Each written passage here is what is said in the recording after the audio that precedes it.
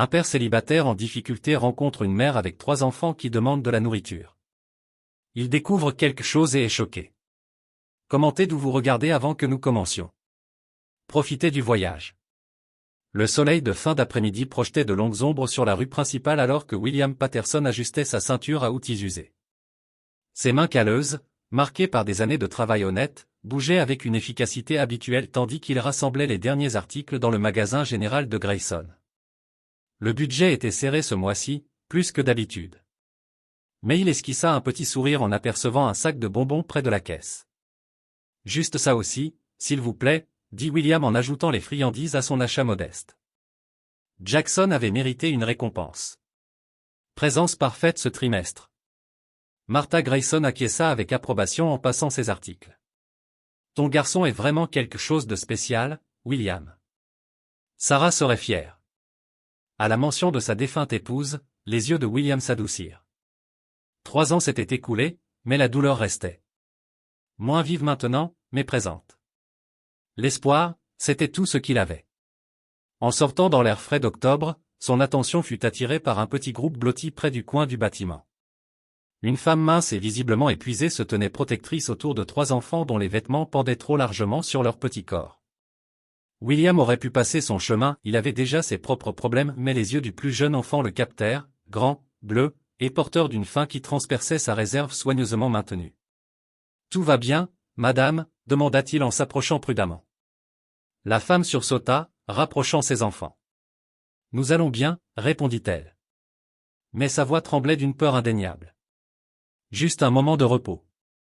William remarqua ses mains qui tremblaient en remettant en place les cheveux blonds emmêlés de sa fille aînée. Malgré ses efforts évidents pour paraître stable, le désespoir sur son visage était impossible à cacher. « Quand avez-vous mangé pour la dernière fois ?» demanda-t-il directement, mais doucement. La femme vacilla, la fierté luttant contre la nécessité. « Nous avons mangé hier. » Elle n'acheva pas sa phrase. Décidé, William parla sans hésitation. « Ma maison est juste au bout de cette route. Ce n'est pas grand-chose, mais j'ai de la soupe sur le feu et du pain à manger. Vous êtes les bienvenus. » Un éclair de suspicion traversa son visage. Pourquoi aiderait-il des étrangers? William regarda à nouveau les enfants, leurs expressions pleines d'espoir à peine contenues. Parce que quelqu'un m'a déjà aidé quand Jackson et moi en avions besoin. Il tendit la main. Je m'appelle William Patterson. Elle hésita, puis serra sa main, sa prise étonnamment ferme malgré son apparence fragile. Elizabeth, dit-elle enfin. Elizabeth Reynolds, et voici mes enfants, Emma, Alice et Matthew. Enchanté de vous rencontrer tous, répondit William en offrant un sourire sincère aux enfants. Et si on mangeait cette soupe avant qu'elle ne refroidisse? En marchant vers sa modeste maison, William n'aurait jamais pu imaginer que ce simple geste de gentillesse allait bouleverser leur vie pour toujours, ni que la femme qui marchait à ses côtés était liée à son passé d'une manière qui allait bientôt détruire son monde patiemment reconstruit. La cuisine humble de la maison de William n'avait jamais été aussi pleine de vie. La vieille table en chêne, marquée par des années d'usage, habituellement occupée seulement par lui et Jackson, accueillait maintenant 5 âmes affamées. Les enfants d'Elizabeth dévoraient leur bol de ragoût de légumes avec une urgence à peine contenue, leur bonne manière momentanément oubliée face à la véritable faim. « Ralentissez un peu », rappela doucement Elizabeth, même si sa propre cuillère allait vite. « Il y en a assez. » William s'activa à trancher plus de pain fait maison, faisant semblant de ne pas voir les larmes qui menaçaient de couler au coin de ses yeux. Le simple repas qu'il avait préparé semblait la toucher plus profondément que la simple nourriture. « Papa fait le meilleur pain », annonça fièrement Jackson, oubliant sa timidité habituelle en s'adressant à Emma, l'aînée des enfants d'Elizabeth. Il dit que mamie lui a appris le secret. « Quel secret ?» demanda le petit Matthew, la bouche encore à moitié pleine. William fit un clin d'œil. « Je ne peux pas dire, c'est un mystère de la famille Patterson. » Les enfants rirent, la tension fondant comme de la glace au soleil du printemps. Pour un instant, ils n'étaient plus que des enfants, pas des réfugiés fuyant quelque tempête qui les avait poussés ici. Quand le repas fut terminé, Jackson se porta volontaire pour montrer aux autres sa modeste collection de jouets dans la petite chambre qu'il allait partager temporairement avec William. Les adultes se retrouvèrent seuls, des mugs de thé chaud réchauffant leurs mains dans le silence qui grandissait. « Merci », dit enfin Elizabeth, la voix à peine un murmure. « Il n'y a pas de quoi », répondit simplement William. Elle leva les yeux, l'observant avec des yeux qui avaient trop vu de difficultés. De nos jours, on ne recueille plus des inconnus, surtout pas une femme avec 3 enfants. William haussa les épaules. Maple Creek est différent. Les petites villes prennent encore soin des gens. Ou peut-être que vous êtes différent, rétorqua Elizabeth, un soupçon de son vrai moi émergeant sous des couches d'épuisement. Quelque chose la poussait à faire confiance à cet homme calme et stable. Peut-être que c'était le désespoir, ou peut-être quelque chose dans ses yeux doux, portant leur propre poids familier de douleur. Nous sommes partis en pleine nuit, commença-t-elle hésitante. Il y a 3 jours. Mon mari Richard, il n'est pas celui que tout le monde croit. William resta silencieux, lui laissant la place de continuer. Pour le monde, il est brillant, réussi, charmant. Ses doigts serrèrent la tasse. À la maison, c'est un monstre. Le mot pesait lourd entre eux. La dernière fois, il a menacé les enfants. C'est là que j'ai su que nous ne pouvions pas rester. Elle releva les yeux, la défiance brillant à travers sa peur. Je ne les laisserai pas grandir en pensant que c'est normal. William hocha la tête, comprenant immédiatement. Vous avez fait ce qu'il fallait. Est-ce que j'ai fait ce qu'il fallait? Nous n'avions nulle part où aller. Pas d'argent. Elle s'arrêta brusquement. Il nous retrouvera. Richard Reynolds obtient toujours ce qu'il veut. William se figea. Le nom lui fit l'effet d'un coup physique. Reynolds. Richard Reynolds de Rintech Solutions. Les yeux d'Elizabeth s'écarquillèrent. Vous le connaissez? Le goût amer du souvenir emplit la bouche de William alors que la cruelle symétrie du destin se révélait. J'ai travaillé pour lui il y a des années, avant qu'il me licencie pour avoir refusé de transiger sur les normes de sécurité. La révélation flottait entre eux, une connexion qu'aucun n'avait pu prévoir. Oh mon Dieu, murmura Elizabeth. La cuisine s'était tue alors que le poids de cette révélation s'installait entre eux. Pour un instant, le visage d'Elizabeth se pâlit, ses doigts tremblants serrant sa tasse. Vous avez travaillé pour Richard, sa voix était à peine audible. William hocha la tête, les souvenirs revenant. Il y a 8 ans, je supervisais les systèmes de sécurité dans ses premières usines. Quand j'ai refusé d'approuver des raccourcis qui auraient mis les ouvriers en danger, il m'a blacklisté dans l'industrie. J'ai perdu mon entreprise de sous-traitance. J'ai failli perdre notre maison. J'ai dû me réinventer en charpentier. Elizabeth ferma les yeux. Ça sonne exactement comme lui. Quiconque s'oppose à Richard devient un ennemi. Un fracas venant du salon brisa la tension. Ils accoururent pour trouver Matthew debout à côté d'un cadre photo brisé, la terreur dans les yeux. Je suis désolé, pleura-t-il. Je ne l'ai pas fait exprès. William se mit à genoux à côté du garçon effrayé, dont le petit corps avait commencé à trembler. Et, ça va aller. C'est juste du verre. Il ramassa soigneusement la photo tombée de Sarah, sa défunte épouse, son sourire figé à jamais le jour de leur mariage. Matthew sursauta quand William tendit la main vers lui, une réaction qui disait tout. Personne ne te fera du mal ici, dit doucement William, remarquant l'expression douloureuse d'Elizabeth. Les accidents arrivent. Pendant que William nettoyait le verre, Elizabeth prit Matthew dans ses bras, lui murmurant des paroles rassurantes. Les autres enfants observaient prudemment depuis l'embrasure de la porte, leur comportement révélant des habitudes forgées par la peur. Plus tard, après qu'Elizabeth ait couché ses enfants dans la chambre de Jackson, le garçon se portant volontaire avec joie pour dormir sur le canapé, elle revint et trouva William sur le porche, regardant les étoiles. Ils ont peur des hommes qui élèvent la voix, dit-elle en le rejoignant. Des mouvements brusques, de faire des erreurs. Sa voix se brisa. C'est ce qu'il leur a fait. Les mains de William serrèrent la rampe du porche. Et à vous? Les blessures physiques guérissent, murmura-t-elle. Ce sont les autres blessures qui ne guérissent pas. Une chouette ulula dans l'obscurité, son cri solitaire résonnant à travers les arbres. Tu sais qu'il viendra te chercher, dit enfin William. Elizabeth hocha la tête. Nous pouvons partir demain. Je ne veux pas attirer sa colère sur ta maison. Ce n'est pas ce que je voulais dire, répondit William en se tournant vers elle, la détermination durcissant ses traits. Tu as besoin d'un endroit sûr, et pour l'instant, c'est ici. Reste, au moins jusqu'à ce que tu décides de tes prochaines démarches. Pourquoi risquer cela, surtout en sachant qui il est, pensa William, songeant aux enfants effrayés, au courage d'Elizabeth qui fuyait sans rien, et à sa propre histoire amère avec Richard Reynolds. Peut-être que certaines choses valent la peine qu'on se batte pour elles, dit-il simplement. Ou peut-être que je suis juste têtu comme ça. Un léger sourire effleura les lèvres d'Elisabeth, le premier qu'il ait vu. Ma mère aurait appelé ça une folie juste. Mon père aurait dit la même chose. William répondit en lui rendant son sourire. Ils restèrent là, dans un silence confortable, regardant les lucioles clignoter dans l'obscurité. Aucun des deux ne réalisa qu'il venait de forger une alliance plus puissante que la richesse ou la colère de Richard Reynolds. Une alliance bâtie sur une compréhension partagée et un besoin féroce de protéger ce qui comptait le plus. À l'intérieur, les enfants dormaient paisiblement pour la première fois depuis des mois. Leur respiration était enfin profonde et tranquille, en sécurité dans la modeste maison de William Patterson.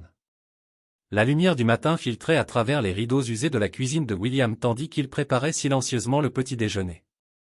La routine familière de mesurer la farine et de chauffer la poêle apportait un réconfort au milieu des révélations de la veille. Il bougeait avec une efficacité éprouvée. Le grésillement des pancakes constituait un fond sonore doux à ses pensées. Elisabeth apparut dans l'encadrement de la porte, les cheveux encore humides de la douche, vêtue des habits que Martha Grayson avait discrètement déposés la veille au soir. « Je n'ai pas aussi bien dormi depuis des mois », avoua-t-elle en entrant avec hésitation. « Je peux aider ?» William désigna la cafetière. « Il y a des tasses dans ce placard. » Ils travaillèrent dans un silence étonnamment confortable, Elisabeth dressant la table pendant que William retournait les pancakes, parfaitement dorés.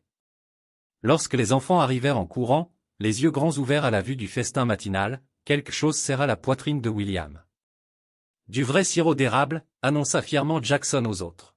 « Papa et moi, on a tapé les arbres nous-mêmes. » Matthew grimpa sur une chaise, regardant William avec incertitude. « On a le droit d'en prendre un peu ?» Cette question innocente en disait long sur leur vie d'avant. William hocha la tête, gardant une expression neutre malgré la colère qui montait en lui. « Autant que tu veux, mon garçon. » Après le petit déjeuner, Elisabeth insista pour faire la vaisselle, refusant les protestations de William. « Je dois contribuer, dit-elle fermement. Je ne veux pas être un cas de charité. » William reconnut la fierté sous ces mots.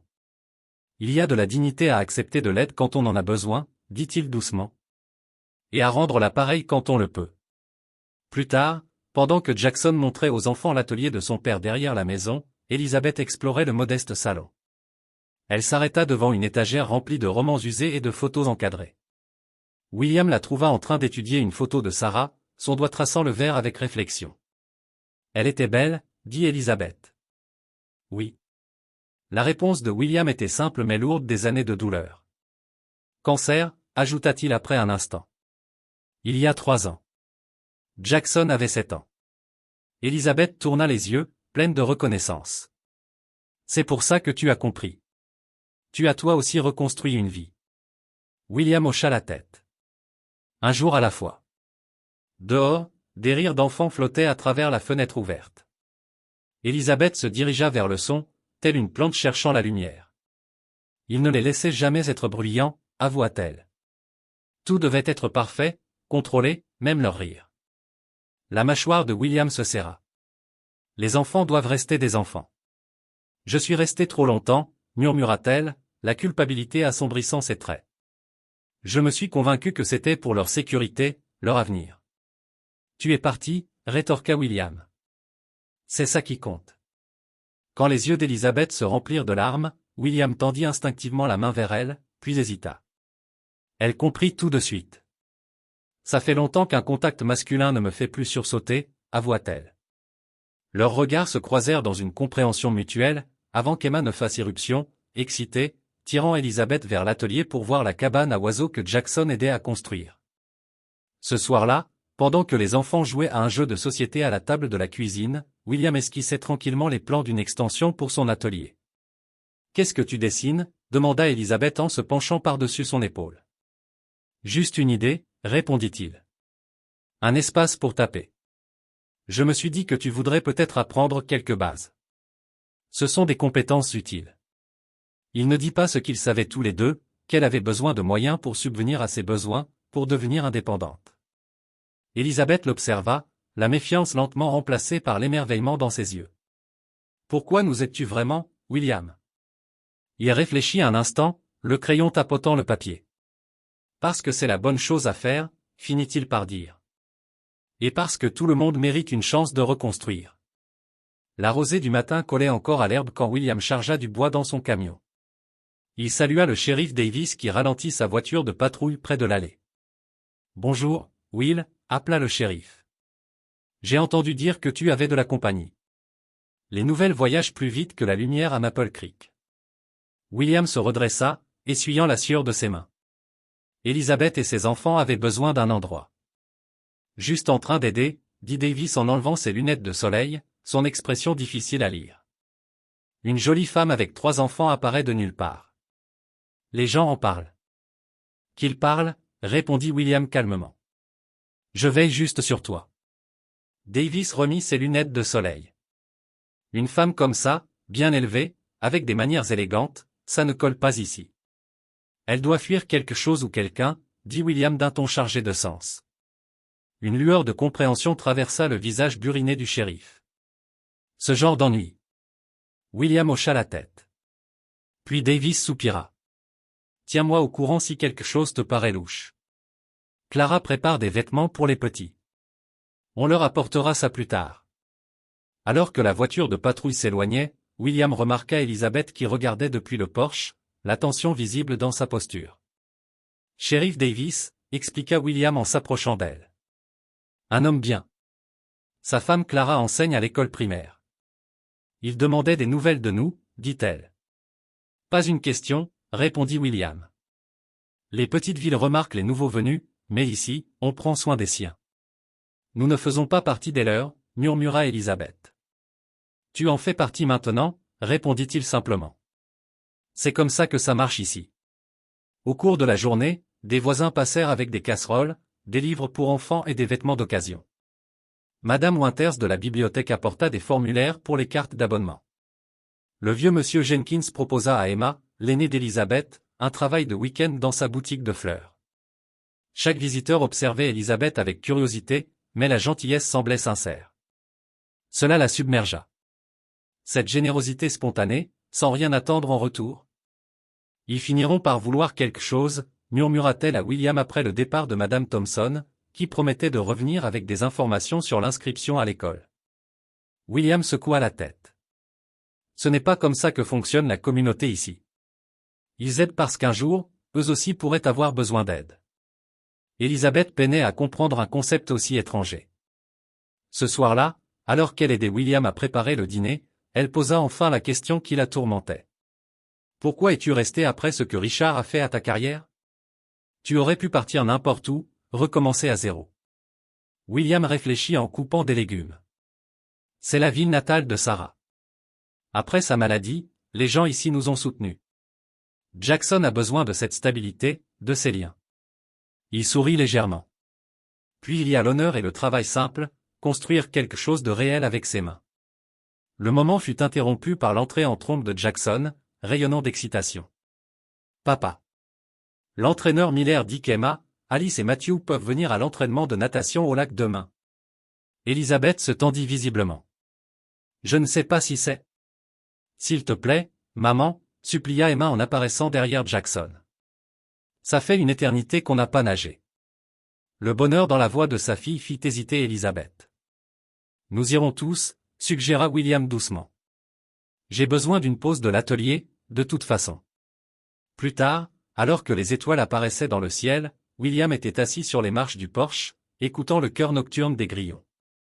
Il ne remarqua pas Elizabeth qui le rejoignait avant qu'elle ne parle. Dans Dao, ma vie d'avant, on avait tout, école privée, vêtements de créateur, maison de vacances. Elle se serra dans ses bras. Et mes enfants avaient peur chez eux, dans leur propre maison. William attendit, lui laissant la place de continuer. Je pensais les protéger en restant, murmura-t-elle. Quel genre de mère suis-je? Une survivante, répondit William sans hésitation. Et maintenant, une combattante. Leurs yeux se rencontrèrent dans l'obscurité, une compréhension silencieuse passa entre eux. Deux personnes brisées trouvant une force inattendue en la compagnie de l'autre.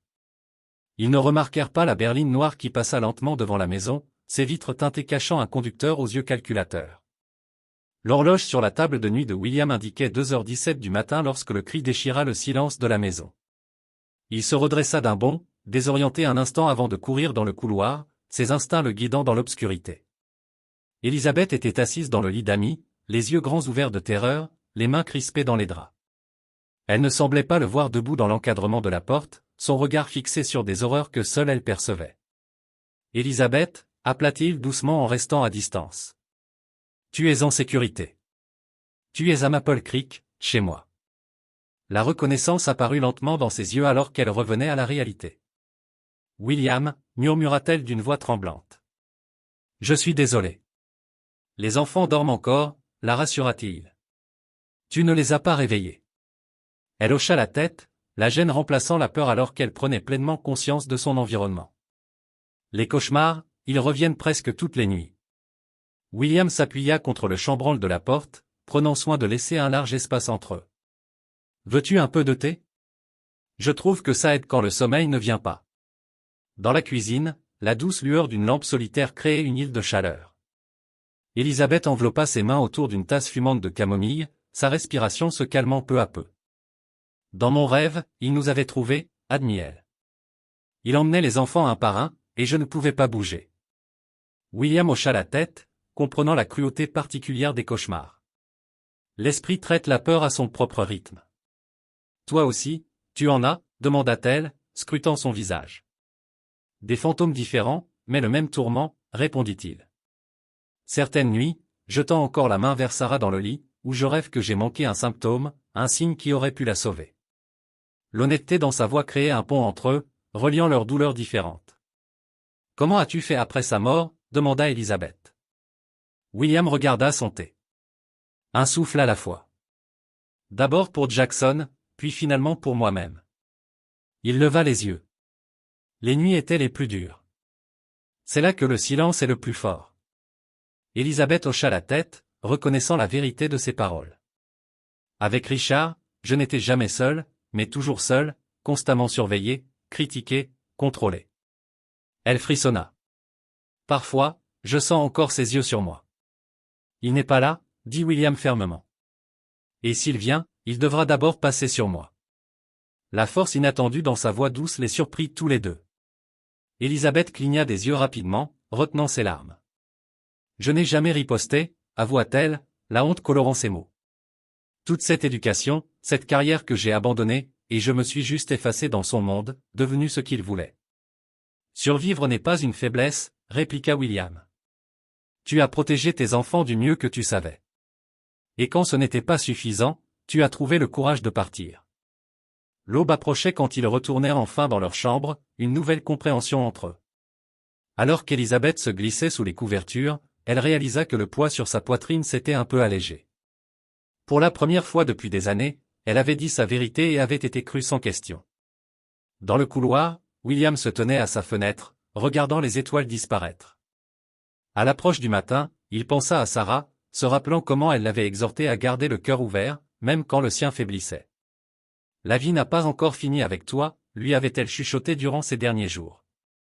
Regardant vers la chambre d'Amy où dormait maintenant Élisabeth, William se demanda si Sarah n'avait pas raison. Quand Jackson lui montra comment faire ricocher des pierres à la surface de l'eau, c'était sans comparaison. L'entraîneur Miller siffla, rassemblant l'équipe de natation pour l'entraînement. Emma regarda Élisabeth, cherchant sa permission. Quand elle hocha la tête en signe d'encouragement, le visage de sa fille s'illumina d'une joie surprise alors qu'elle trottinait rejoindre les autres. « C'est une vraie nageuse naturelle », observa William. Jackson dit qu'elle est plus rapide que la plupart des enfants qui s'entraînent toute l'année. La fierté réchauffa la poitrine d'Élisabeth. Richard n'avait jamais approuvé les sports d'équipe. Trop incontrôlable, trop démocratique. Il préférait les exploits individuels, mesurables et exposables. William s'appuya sur ses coudes, observant les enfants. Parfois, les leçons les plus importantes viennent du fait de faire partie de quelque chose de plus grand que soi. Le moment paisible fut interrompu par l'arrivée de Martha Grayson, un plat couvert à la main. « William Patterson, tu nous as caché quelque chose » taquina-t-elle avec bonhomie. « Élisabeth, tes dessins de meubles sont absolument exquis. William m'a montré les croquis que tu as faits pour le service à manger des Miller, poursuivit Martha avec gentillesse. Élisabeth rougit. Ce n'est qu'un passe-temps, j'ai étudié le design avant de devenir mère à plein temps. Eh bien, un talent comme le tien ne devrait pas être gaspillé. La moitié de la ville demande déjà si vous prenez des commandes. Après que Martha fut partie, Elizabeth se tourna vers William. Tu lui as montré mes croquis? Il haussa les épaules, soudain mal à l'aise. Ils sont bons. Vraiment bons. Mon savoir-faire et ton sens du design, on pourrait faire quelque chose de spécial ensemble. La simplicité de sa foi en ses capacités la laissa momentanément sans voix. Richard avait toujours rejeté ses activités créatives comme des distractions frivoles loin de ses devoirs d'épouse. On s'intègre ici, dit-elle doucement en regardant Matthew construire un château de sable avec un vieil homme qui lui apprenait à utiliser du bois flotté comme mât pour drapeau. Je n'aurais jamais pensé qu'on pourrait appartenir quelque part aussi vite. Le regard de William croisa le sien, sérieux cette fois. Tu as toujours été destinée à être plus que la propriété de quelqu'un, Elizabeth. Toi et les enfants. Elle détourna les yeux, mal à l'aise avec la vérité vibrante dans ses paroles. Cette situation ne peut pas durer éternellement. Richard ne va pas simplement nous laisser disparaître. La main de William trouva la sienne sur la couverture entre eux, un toucher doux et sans exigence. Quoi qu'il arrive, tu ne l'affrontes plus seul. Alors que le soleil d'après-midi réchauffait leurs épaules, Elizabeth réalisa qu'elle commençait à le croire. William essuya la sueur de son front en posant la dernière poutre de l'agrandissement de l'atelier. Les 3 dernières semaines avaient transformé non seulement le petit bâtiment, mais aussi le rythme de la vie chez lui. Les compétences en design d'Elizabeth, combinées à son savoir-faire, avaient apporté plus de commandes qu'il n'en avait vues depuis des années. Les espaces vides, autrefois remplis seulement de souvenirs, résonnaient maintenant de nouvelles voix, d'un nouveau but. Besoin d'un coup de main, appela le shérif Davis en descendant de sa voiture de patrouille. William descendit de l'échelle, notant la tension inhabituelle dans l'attitude normalement détendue de son ami. Quelque chose ne va pas, Frank? Le shérif regarda vers la maison où Elizabeth et les enfants préparaient des biscuits. J'ai eu un appel du bureau du greffier du comté. Quelqu'un pose des questions sur les registres fonciers. Ta propriété, spécifiquement. L'estomac de William se serra. Un détective privé? Un cabinet d'avocats chic de la ville, confirma Davis. Reynolds et associés ont fait des enquêtes. Le nom flottait dans l'air chaud de l'après-midi comme un nuage d'orage. William s'y attendait, mais la réalité le frappa toujours aussi fort. Je les ai trouvés, dit-il sèchement. Davis hocha la tête d'un air grave. Probable, mais j'ai des amis qui surveillent les routes menant en ville. Tu seras averti si quelqu'un arrive. Après le départ du shérif, William resta immobile dans la cour, l'esprit en ébullition. Ils avaient besoin d'un plan, de solutions de rechange. Les semaines paisibles avaient rendu trop facile d'oublier la menace qui planait au-delà de leur petit refuge. Dans la maison, des rires s'échappaient de la cuisine. William s'arrêta dans l'encadrement de la porte, observant la scène. Matthew était assis sur le comptoir, le visage poudré de farine, remuant maladroitement la pâte à biscuits. Alice disposait soigneusement les pépites de chocolat en motif parfait, tandis qu'Emma et Jackson débattaient des mérites du beurre de cacahuète contre le chocolat. Elizabeth se mouvait parmi eux, son sourire détendu d'une façon qu'il n'avait jamais vue auparavant. Il ne pouvait pas se résoudre à briser ce moment de normalité. Plus tard dans la nuit, après que les enfants furent endormis, William posa une enveloppe blanche sur la table de la cuisine où Elizabeth esquissait de nouveaux dessins. « Qu'est-ce que c'est » demanda-t-elle en l'ouvrant pour découvrir plusieurs centaines d'euros. « Tu as la moitié de la commission Henderson, » expliqua William. « Nous sommes partenaires maintenant, tu te souviens. » Elizabeth fixa l'argent, le premier qu'elle avait gagné elle-même depuis près d'une décennie. « William, je ne peux pas. »« Tu peux, » l'interrompit-il doucement. « Tes dessins sont ceux qui font venir ces commandes. » Elle posa précautionneusement l'argent de côté, les larmes menaçant de couler. « Je n'aurais jamais cru me sentir aussi capable à nouveau. » William s'assit en face d'elle, sachant qu'il ne pouvait plus retarder la conversation difficile. « Elizabeth, il y a quelque chose dont nous devons parler. » Il lui raconta la visite du shérif, regardant la dureté s'effacer de son visage. « Alors, il nous a trouvés, » murmura-t-elle, les doigts tremblants sur la table.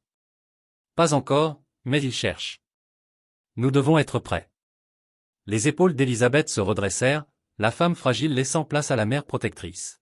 « Les enfants doivent savoir quoi faire s'il vient. » Mot de passe, lieu de rendez-vous. William hocha la tête, admirant sa force. « Nous ferons un plan ensemble. » À l'approche de minuit, Ils s'assirent côte à côte sur les marches du porche, un protocole de sécurité créé à la hâte entre eux. La nuit était étrangement silencieuse, comme si la forêt elle-même retenait son souffle. « Je ne le laisserai pas nous prendre ça », dit soudain Elisabeth, sa voix plus forte que jamais. « Cette vie que nous construisons, le bonheur des enfants. » La main de William trouva la sienne dans l'obscurité, leurs doigts s'entremêlant naturellement maintenant, la peur et la détermination circulant entre eux comme un courant électrique. « Moi non plus », promit-il, alors que les phares d'une voiture lointaine apparaissaient à la lisière de la ville, avançant lentement vers eux dans la nuit. Les phares se rapprochèrent puis dévièrent sur une route secondaire.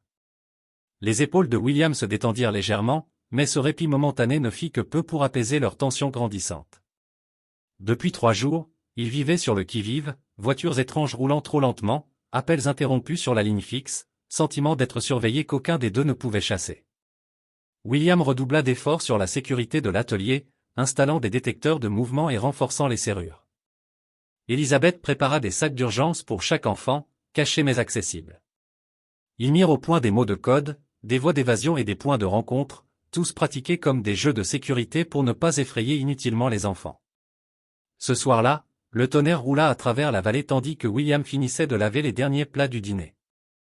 Elisabeth coucha les enfants pendant que Jackson aidait William à sécuriser les fenêtres contre la tempête qui approchait. « Papa », chuchota Jackson, sa voix inhabituelle sérieuse. « Je ne veux pas qu'Elisabeth et les autres partent. » William ébouriffa les cheveux de son fils. « Je sais, mon grand. On va les protéger si ce mauvais homme vient ?» La franchise de la question prit William au dépourvu. Parfois, il oubliait à quel point les enfants de 10 ans pouvaient être perspicaces. « On fera de notre mieux », répondit-il honnêtement. La tempête frappa avec une férocité inattendue. La pluie battait contre les fenêtres tandis que les éclairs déchiraient le ciel. À minuit, le courant tomba, plongeant la maison dans l'obscurité, seulement brisée par les bougies et les éclairs occasionnels. William fit un dernier contrôle des portes avant de s'installer sur le canapé du salon. Elisabeth apparut dans le couloir, enveloppée dans un pull emprunté, trop grand pour sa silhouette. « Les enfants dorment enfin », dit-elle en s'asseyant à côté de lui. La tempête leur a fait peur. William admit, même s'il ne l'avouerait jamais, que Jackson aussi avait eu peur. Ils s'assirent dans un silence confortable, écoutant la pluie tomber. La main d'Elisabeth chercha la sienne dans l'obscurité, un geste devenu naturel entre eux. « William », commença-t-elle hésitante. « Si Richard vient, quand il viendra, » corrigea-t-elle doucement. « Les hommes comme lui viennent toujours. »« Quand il viendra », ajouta-t-elle. « Je veux que tu saches que ces semaines ont été. » Elle peinait à trouver les mots, plus réels que tout ce qu'elle avait vécu depuis des années. Le pouce de William traçait de doux cercles sur sa paume. « Pour moi aussi. » Le moment s'étira entre eux, fragile et précieux. Elisabeth se pencha davantage, son souffle chaud contre sa joue. Leurs lèvres étaient à quelques centimètres l'une de l'autre quand une odeur les saisit. Une odeur âcre, chimique, de fumée anormale. Ils se redressèrent d'un bond, simultanément. William ouvrit violemment la porte arrière et vit des flammes orangées lécher le côté de son atelier, se propageant de façon anormale malgré la pluie. Un accélérant, comprit-il à voix haute. Ce n'est pas un accident. Le visage d'Elisabeth pâlit. Les enfants. Sors-les, ordonna William. Utilise la porte d'entrée. Je vais appeler à l'aide. Pendant qu'Elisabeth fonçait vers les chambres, William attrapa l'extincteur et sprinta sous la pluie battante. Les flammes avaient déjà englouti la moitié de l'atelier et se propageaient vers la maison à une vitesse terrifiante. Il lutta désespérément pour contenir l'incendie, mais le feu semblait animé d'une volonté malveillante, consumant tout sur son passage. Quand la bonbonne de propane dans l'atelier explosa, la force projeta William en arrière, dans la boue. À travers ses yeux embués, il vit les flammes grimper le long de la maison vers la chambre des enfants. Un cri déchira l'intérieur, le cri aigu de terreur d'Alice. William se releva en titubant, ignorant la douleur brûlante à son épaule où des braises étaient tombées. Rien d'autre n'importait que d'atteindre ses enfants. Alors qu'il avançait vers l'enfer, une silhouette sombre émergea de la lisière des arbres, regardant avec une froide satisfaction le monde de William Patterson se réduire en cendres autour de lui. L'odeur antiseptique de la chambre d'hôpital le ramena à la conscience avant qu'il ne puisse ouvrir complètement les yeux. La douleur irradiait dans son dos et ses épaules, chaque respiration était une lutte contre les bandages serrés. Le bip régulier des moniteurs formait une bande sonore rythmée à sa confusion. William, une voix douce le rappela hors du brouillard. Le visage d'Élisabeth apparut, la fatigue gravée dans chaque trait. Des cernes ombrageaient ses yeux et une trace de suie marquait encore sa tempe. Sa main reposait légèrement sur lui, prenant soin d'éviter la perfusion. Les enfants, râla-t-il, la gorge brûlante à cause de la fumée. Ils vont bien, l'assura-t-elle immédiatement. Tous. Jackson est avec Emma chez le shérif Davis. Alice et Matthew sont dans le couloir avec Madame Thompson. Un soulagement l'envahit, plus puissant que tout médicament contre la douleur. Les fragments de mémoire revinrent. Les flammes grimpant sur les murs, portant le corps inerte de Matthew à travers la fumée étouffante, revenant encore et encore jusqu'à ce que les 4 enfants soient enfin en sécurité dehors. La maison, demanda-t-il, sachant déjà la réponse en voyant la détresse dans ses yeux. Parti, murmura Élisabeth. Tout sauf le vieux chêne. William ferma les yeux, absorbant la perte. La maison qu'il avait construite avec Sarah, réparée de ses mains après sa mort, remplie de souvenirs à la fois douloureux et précieux, réduite en cendres. C'était Richard, dit Élisabeth, la voix durcie. Le shérif a trouvé des traces d'accélérant, un travail professionnel. Un lâche, murmura William. Attaquer des enfants pendant leur sommeil. Les doigts d'Élisabeth se resserrèrent autour des siens. Tu les as sauvés, William. Le médecin a dit que tu n'aurais pas dû pouvoir continuer à retourner dedans avec ces brûlures, mais tu l'as fait. Il ne se souvenait pas de la douleur durant ces minutes désespérées, seulement du focus unique pour atteindre chaque enfant. Maintenant, cependant, son corps lui rappelait à chaque mouvement le prix qu'il avait payé. Une infirmière entra, vérifiant les constantes de William avec une efficacité professionnelle. « Vous êtes un vrai héros dans cette ville, monsieur Patterson », dit-elle en ajustant sa perfusion. La moitié de Maple Creek est dans la salle d'attente. Après son départ, Élisabeth s'approcha, écartant une mèche de cheveux de son front avec une tendresse qui lui serra la poitrine. « Toute la ville s'est mobilisée, lui dit-elle. L'église a ouvert son refuge.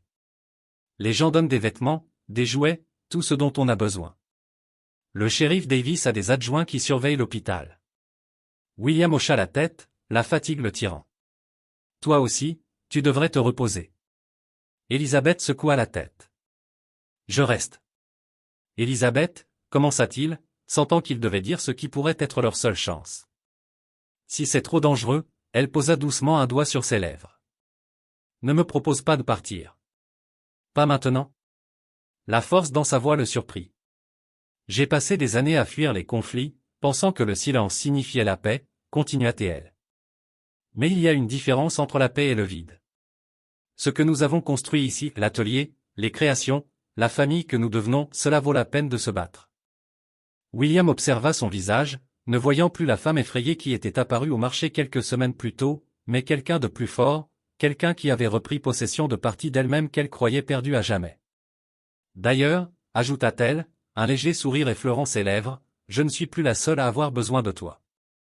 Comme convoquée par ces mots, la porte s'entr'ouvrit et 4 petits visages apparurent, Jackson, Emma, Alice et Matthew, les yeux grands ouverts d'inquiétude et de soulagement. « Papa » murmura Jackson. William réussit à sourire malgré sa douleur. « Venez tous ici. » Alors que les enfants s'approchaient doucement de son lit, William sentit quelque chose s'éveiller sous son chagrin et sa douleur. Pas seulement de la détermination, mais de l'espoir. 4 jours après l'incendie, William fut autorisé à sortir de l'hôpital. Les médecins s'étaient émerveillés de sa guérison. Bien que les brûlures profondes sur son dos et ses épaules prendraient des mois à guérir complètement. Le shérif Davis le conduisit personnellement à la petite cabane de location en périphérie de la ville que la communauté avait préparée pour eux. « Bienvenue dans votre chez-vous temporaire », annonça le shérif en aidant William à monter les marches du porche. La porte de la cabane s'ouvrit brusquement avant qu'il n'ait pu l'atteindre. Jackson se jeta dans les bras de son père, faisant attention aux bandages mais désespéré de contact. Derrière lui se tenaient Élisabeth et ses enfants, leurs visages illuminés par le soulagement. « Doucement, mon grand. » William grimaça mais serra son fils contre lui. À l'intérieur, la cabane était modestement meublée avec des dons des habitants. Un patchwork de chaises, lits et ustensiles de cuisine. Une courte pointe cousue à la main pendait au mur avec un message simple. La famille n'est pas toujours une question de sang. Élisabeth guida William vers un fauteuil inclinable près de la fenêtre. Les enfants sont avec Madame Winters à la bibliothèque, dit-elle après que Jackson soit allé chercher de l'eau. Je voulais d'abord te parler en privé. Le sérieux dans son ton fit redresser William malgré sa douleur. Richard est ici, annonça-t-elle sans préambule. En ville. Le shérif Davis me l'a confirmé ce matin. La mâchoire de William se serra. T'a-t-il approché, demanda-t-il. Pas encore. Il séjourne à l'auberge, faisant semblant de chercher sa famille disparue. Sa voix devint amère. Jouant le mari et père inquiet pendant que ces hommes de main brûlent des maisons avec des enfants à l'intérieur. Avant que William ne puisse répondre, une voiture noire et élégante s'arrêta devant la cabane. Elizabeth se tendit visiblement lorsqu'un homme grand, impeccablement vêtu, en sortit, accompagné d'un autre homme portant une mallette. C'est son avocat, James Harrington, chuchota Elizabeth. Ils viennent ici. William se releva avec difficulté, ignorant la douleur qui lui traversait le dos. Qu'ils viennent. Le coup à la porte qui suivit sembla résonner dans toute la petite cabane. Le shérif Davis ouvrit, se positionnant protecteur dans l'entrée. Richard Reynolds se tenait encadré dans l'embrasure de la porte. Chaque centimètre de lui incarnait l'homme d'affaires à succès dans son costume sur mesure, son visage séduisant prenant une expression de préoccupation alors que ses yeux croisaient ceux d'Elizabeth. « Dieu merci, tu es saine et sauve, dit-il d'une voix douce comme la soie. J'étais malade d'inquiétude. » Elizabeth resta silencieuse, son corps rigide de peur et de colère. Le regard de Richard se durcit instantanément en se tournant vers William. « Patterson, dit-il froidement. J'aurais dû savoir que tu serais mêlé à cette histoire. » William soutint son regard sans ciller. « Elizabeth et les enfants sont ici de leur plein gré, Reynolds. » Leur plein gré. Richard sourit finement. « Ma femme n'est clairement pas dans son état normal. Prendre mes enfants, vivre ici. » Il regarda autour de lui d'un air méprisant. Ces conditions. Elizabeth coupa vivement la parole, sa voix plus forte que ce qu'ils attendaient tous. Je ne suis pas ta possession. Nos enfants ne le sont pas non plus. La façade de Richard se fissura légèrement. Ce n'est pas l'endroit pour discuter de ça, Elizabeth. Reviens à la maison. Nous pouvons régler ça en privé, comme tu as réglé la maison de William, la défia-t-elle. Avec de l'essence et des allumettes. L'avocat de Richard s'avança avec aisance. Monsieur Reynolds était en ville avec des dizaines de témoins. Ces accusations sont diffamatoires. Le shérif Davis croisa les bras. C'est marrant, les petites villes, monsieur Harrington. Nous remarquons les étrangers, surtout ceux qui traînent avant que des maisons ne prennent mystérieusement feu. L'expression de Richard s'assombrit. Je suis venu faire une offre raisonnable, dit-il en se tournant vers Elizabeth. Rentrez chez vous avec nos enfants immédiatement, et je m'assurerai que monsieur Patterson reçoive les meilleurs soins médicaux que l'argent puisse acheter. Refusez, et je le ferai arrêter pour kidnapping. La menace flottait dans l'air comme de la fumée. Elizabeth se leva lentement de la vieille chaise, marcha jusqu'aux côtés de William et posa fermement sa main sur son épaule. Partez, dit-elle simplement. Vous n'avez aucun pouvoir ici. La porte se referma derrière Richard Reynolds avec un claquement décisif, mais sa présence persistait comme un nuage toxique. La main d'Elizabeth tremblait là où elle reposait sur l'épaule de William, bien que son visage restât résolu. Il reviendra, prévint le shérif Davis en remettant son chapeau sur sa tête. Les hommes comme lui ne supportent pas le rejet. William leva la main et couvrit celle d'Elizabeth de la sienne. Nous serons prêts. Après le départ du shérif, Elizabeth s'effondra dans la chaise en face de William, le courage momentané la quittant. Il utilisera toutes ses ressources, les enfants, les tribunaux, son argent, mais il n'a pas la vérité, répondit doucement William. Ni la ville.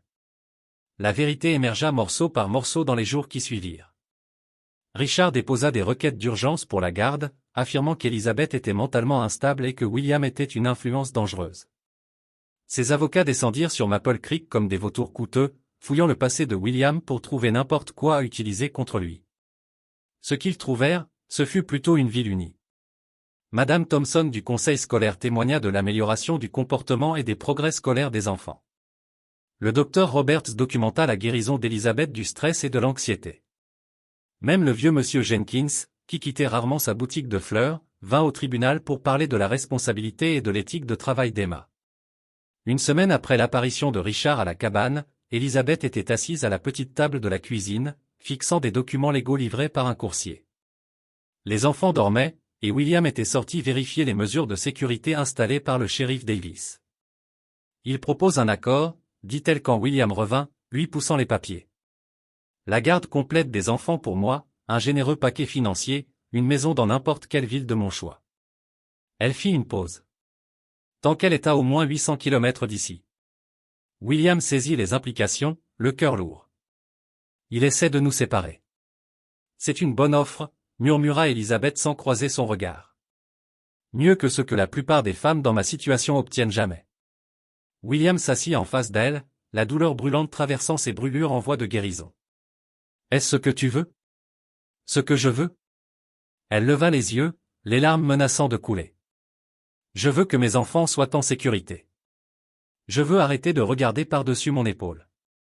Je veux, sa voix se brisa, rester ici avec toi et Jackson. Je veux la vie que nous construisions.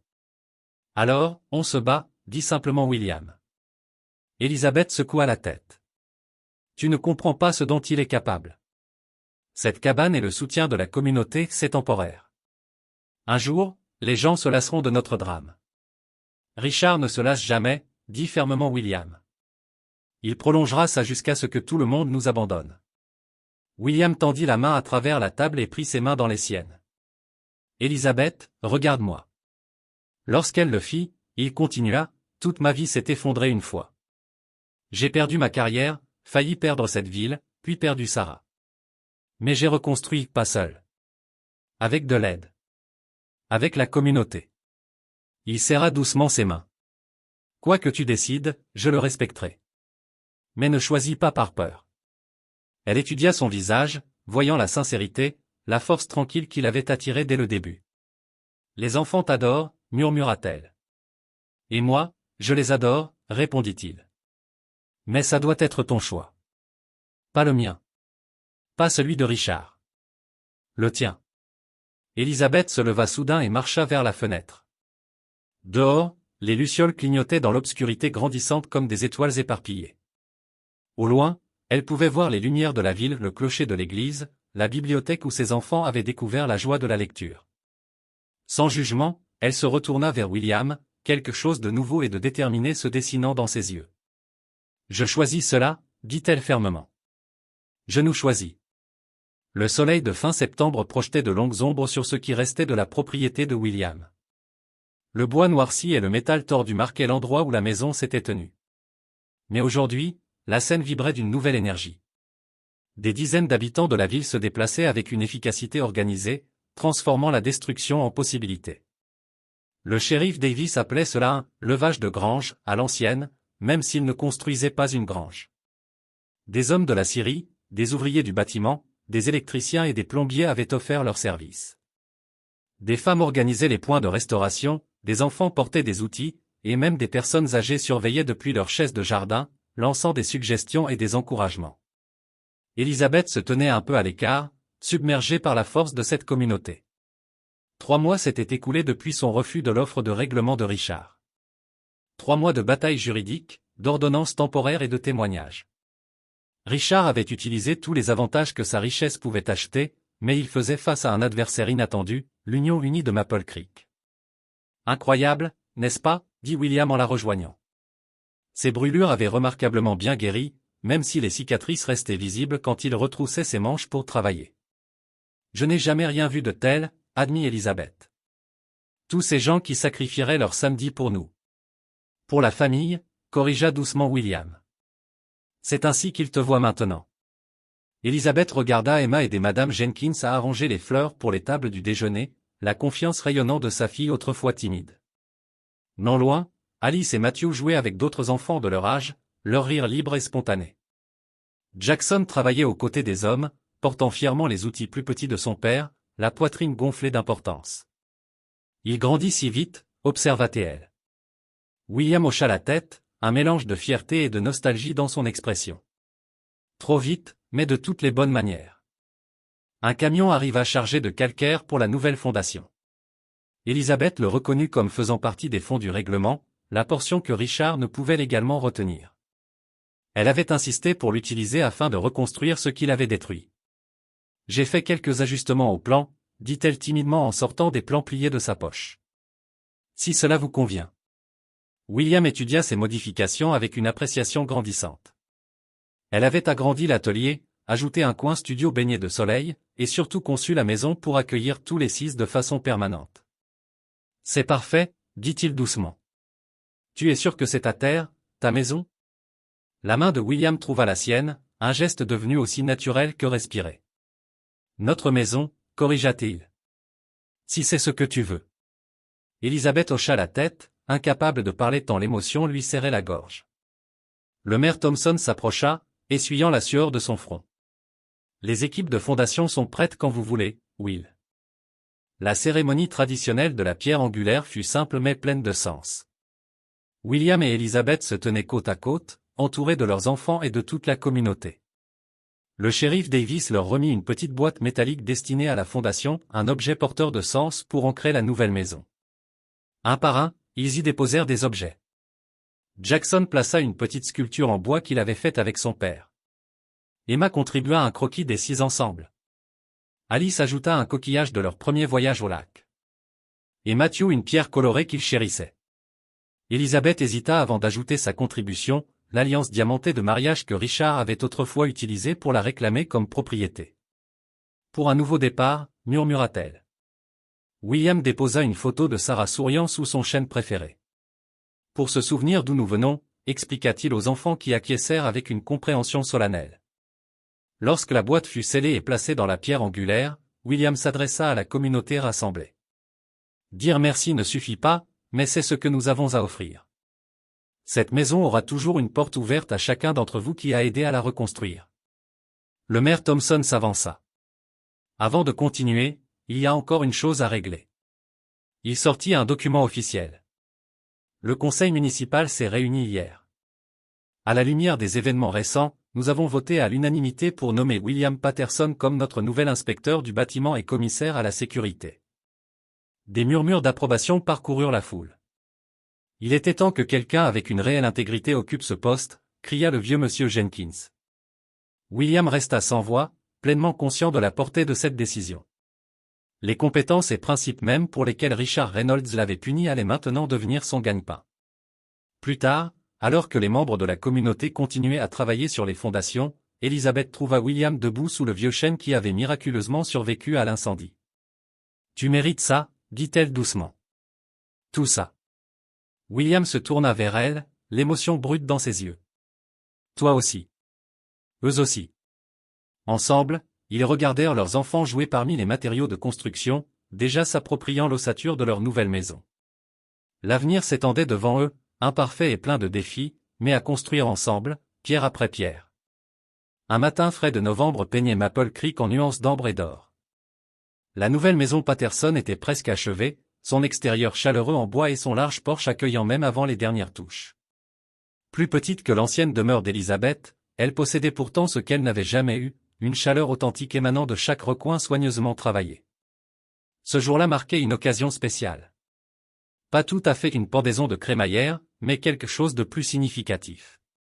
William avait été mystérieux quant au plan, demandant simplement à tout le monde de se rassembler sur la propriété à midi.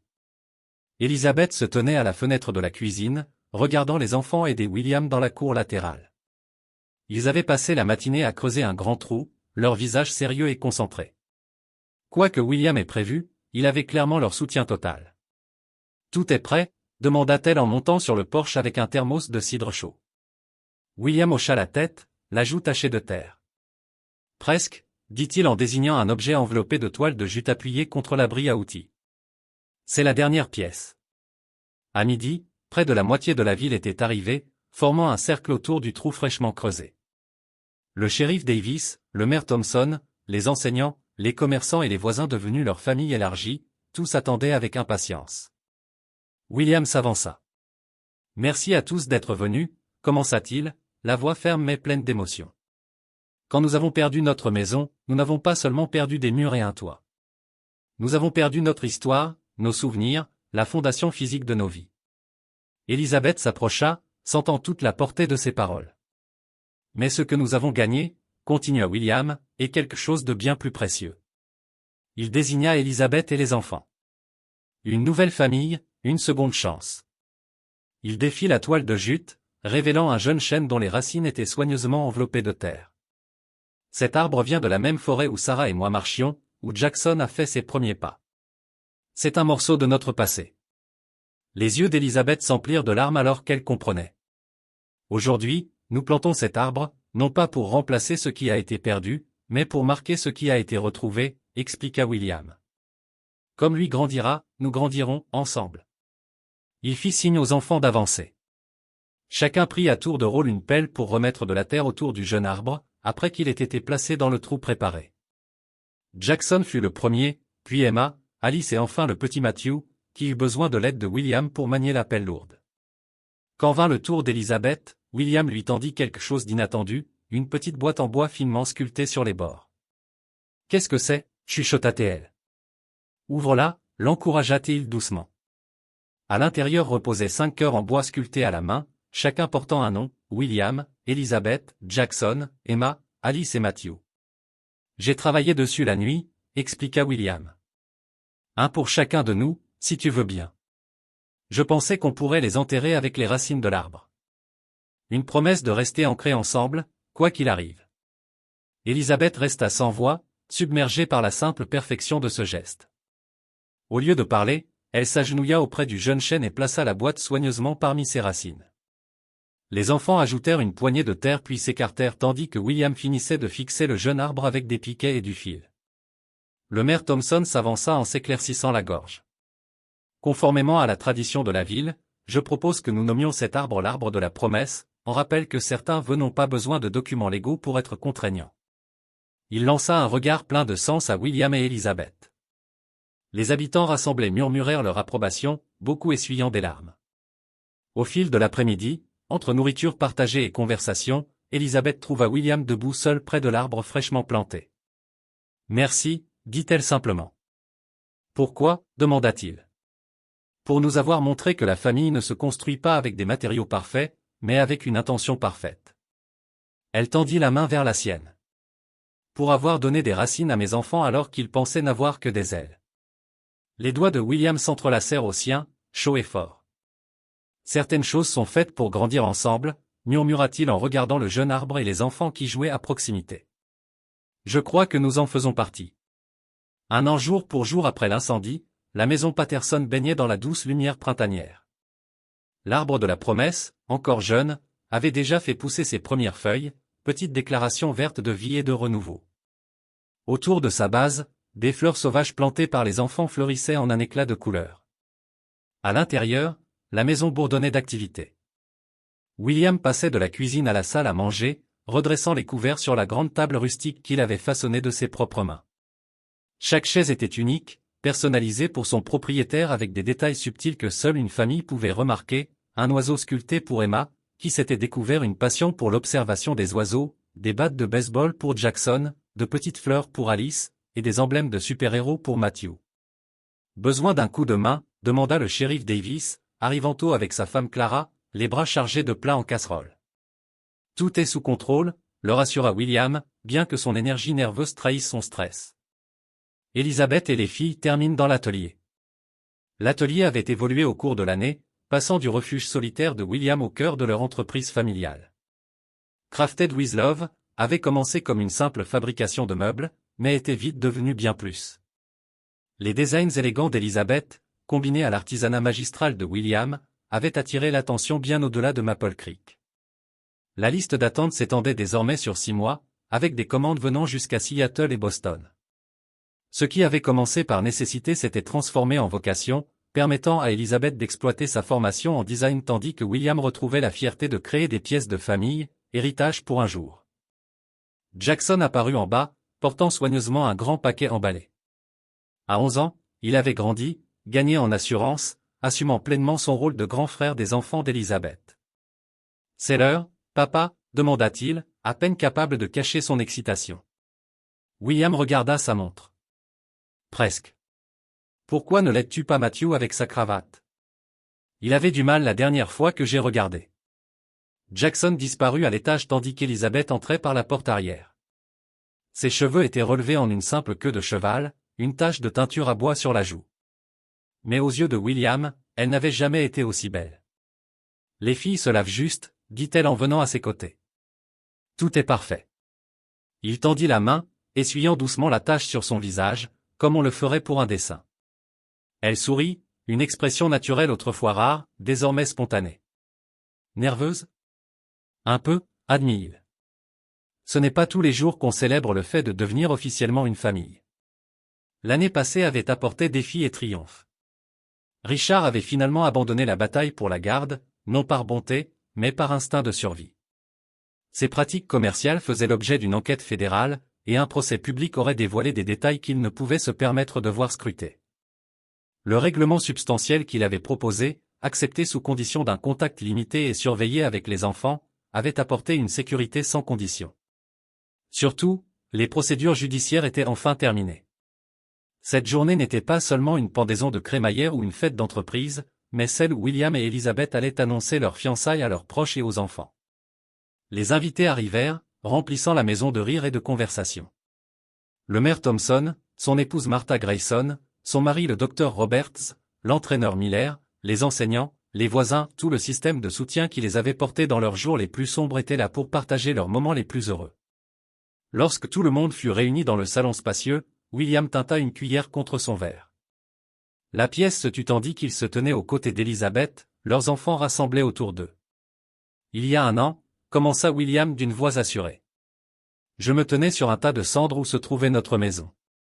Beaucoup d'entre vous étaient avec moi alors, et vous êtes là encore aujourd'hui. Pas à cause d'une tragédie, mais à cause d'un triomphe. Elizabeth prit sa main et continua. Quand j'ai quitté mon ancienne vie, je cherchais la sécurité. Ce que j'ai trouvé à la place, c'est la force dans cette communauté, en William, et en moi-même. Elle sourit à ses enfants, ces jeunes remarquables qui leur avaient tous appris la résilience. William serra sa main. Aujourd'hui, nous avons une nouvelle à partager. La semaine dernière, j'ai demandé Elizabeth en mariage. Et j'ai dit oui, termina Elizabeth, levant la main libre pour montrer une simple alliance en bois incrustée d'un petit diamant, la pierre de son ancienne bague de mariage réimaginée en symbole de transformation plutôt que de possession. La pièce éclata en acclamations et félicitations. Les enfants sautillaient d'excitation, ayant admirablement gardé le secret depuis qu'ils avaient assisté à la demande en mariage de William sous l'arbre de la promesse quelques jours plus tôt. Jackson s'avança avec le paquet emballé qu'il avait gardé précieusement. On a fait quelque chose pour vous deux, dit-il, tandis qu'Emma, Alice et Matthew se pressaient autour de lui. À l'intérieur se trouvait un panneau fabriqué à partir de bois récupéré de l'ancienne maison. Chaque lettre était gravée et peinte par les enfants. Il disait: La famille, ce n'est pas d'où l'on vient, c'est à qui l'on revient. Plus tard, alors que la fête se poursuivait sur le large porche avant et la pelouse s'étendant, Elizabeth et William se tenaient près de l'arbre de la promesse, regardant leurs enfants jouer avec des amis du quartier. J'avais l'habitude de mesurer la richesse en pieds carrés et en portefeuille d'action, méditait Elizabeth. Maintenant, je la mesure en rire et en souvenir. Le bras de William encercla sa taille, l'attirant près de lui. Et je pensais qu'il suffisait de survivre. Tu m'as appris à vivre à nouveau. Alors que le crépuscule tombait sur Maple Creek, l'arbre de la promesse projetait une ombre allongée sur leur nouveau départ. Pas une fin parfaite à leur histoire, mais une belle continuité pour cette famille. Façonnée avec patience, renforcée par l'adversité, et liée par le choix plutôt que par l'obligation. La plus grande œuvre d'art n'était pas faite de bois ou de pierre, mais du fondement durable de l'amour.